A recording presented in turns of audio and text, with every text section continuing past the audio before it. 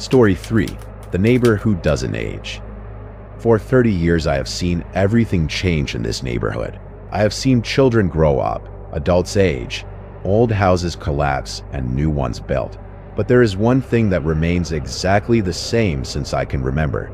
Mr. Miguel from number 12, who looks identical now as when I was an 8-year-old girl, and he already seemed to be 45, with the same perfectly combed black hair, the same smooth skin without a single wrinkle, and those light green eyes that follow you wherever you go, as if they were two lighthouses in the darkness.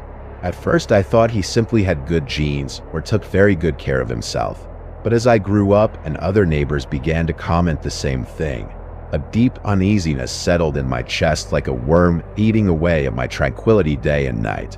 Mrs. Rosa, who died last year at 93, had told me that Miguel already lived there when she moved in 1960, and that even then he seemed to have the same age he has now, which was mathematically impossible unless he was over 100 years old. But he looked like a man in the prime of life. What really began to terrify me was the pattern I started to notice after years of involuntary observation. Every time a new family with children moved near Miguel's house, within a period of 6 months to a year, one of the little ones would mysteriously disappear. First, it was little Carlos from the Herrera family in 1995, then Ana Sofia from the Morales in 1998, then the boy from the new tenants of 14 in 2001, and so on. Always the same pattern, always children between 6 and 10 years old, always disappearances that police cataloged as runaways or unsolved kidnappings. But I was beginning to see the connection that no one else wanted to recognize. My terror multiplied exponentially when, after my divorce, I was forced to move right across the street to number 11, directly facing Miguel's window, where I could see him day and night sitting in his red velvet armchair, always reading the same old book, occasionally looking up to smile at me with a courtesy that turned my stomach.